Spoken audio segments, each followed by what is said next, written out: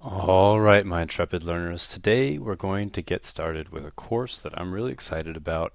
It's about global health. And when we're talking about health, one of the most important things we might need to do is think about what it actually means. It's a word that we say a lot. We use the word healthy all the time. You hear it all the time. People are always talking about it. But what does it actually mean? And it actually really became clear to me when I was getting ready for this lesson. I was sitting and talking to my roommates about it, who were both studying medicine, and I told them what I was doing, and they're like, "Well, that's actually pretty hard, isn't it?" And they're right, because it is really hard to define what a healthy person is and what a not so healthy person is. And traditionally, that sort of hard question has been asked with a sort of dichotomy. A dichotomy is when you have two things, and you have like healthy on one side and dead on the other side in this case. Um, and so people have always kind of said, well, this person's like over here, or maybe this person's over here, whatever the case. And that kind of gets a little bit at what health is. I mean, it's kind of describing it, but it's not quite exact enough. So how about we kind of maybe take a look at what maybe is a better way to think about this. So to do that, let's draw our person here. We're going to draw a blue person. There we go. And this blue person has a mind, has a body. And I think the best description that I've found of what a healthy person is, or the simplest, is the person who is free from illness, free from injury, and free from pain.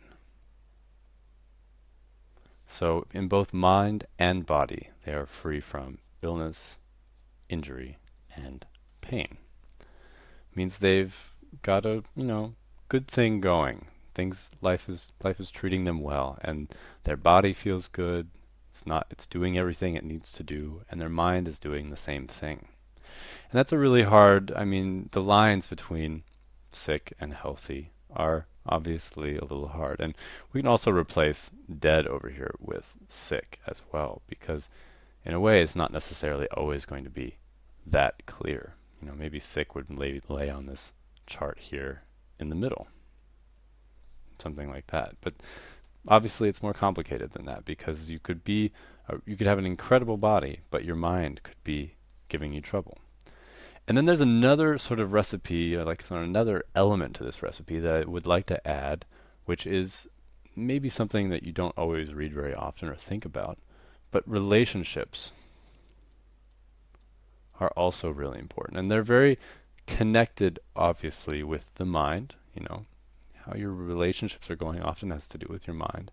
But relationships are also one of the most important things in our life. And if they're not going well, then maybe it's kind of hard to be healthy. So having a healthy life and living a healthy life is about having a mind, a body, and relationships that are all working for you. All right, so let's maybe take a look at the levels that health sort of occurs at. And we'll do that by drawing our blue person here. It's not a blue man, it's a blue person.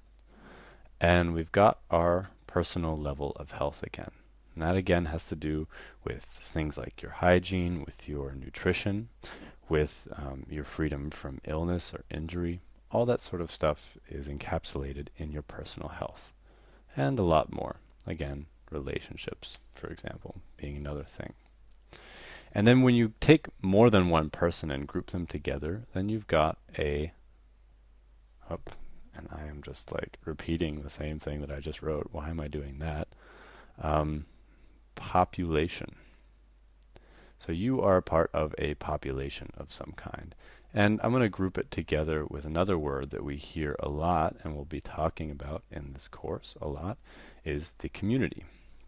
And a lot of times this population and community level is sort of used as a way of comparing different groups of people. It's kind of something that researchers use a lot, and people who are doing action in communities use a lot.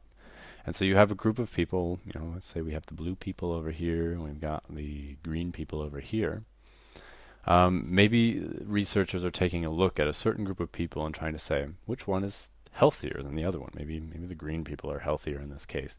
And then trying to figure out, well, why? What's the reason for that? It's kind of important. So that's the population level, and that's just groups of individuals. And then you've got the public level, and let me find a cool color for public. You've got public health. And public health is sort of an extension, or it's just a broader term that basically means the same thing as the layer below it in a way, except that it has a lot more to do with things like policy, which we'll probably be not talking about too much in this course, but it definitely has more to do with policy and action. And it's with even bigger groups of people. So we're talking like really, really, really big numbers of red people and whatever this color is, teal people and blue people, lots and lots and lots of them, and often even sort of putting them in groups themselves. And we're kind of using a clashing color here. I need to find a better color. So even putting these people in groups and comparing them to even other groups. And the public level has a lot to do with how you run your society and how you spend your money. So you've kind of got like the set of problems, maybe here, and then you've got your set of resources, like you've got this much money and you've got this many doctors. And public policy is often trying to figure out how do we spend money on this and on this so that maybe we can, solve a problem and put doctors working on this and researchers working on that. And how can we organize our entire society to fix these problems and kind of like, get rid of them as best as we can. So that is kind of what public policy is about. And then global health, which we're talking about in this course.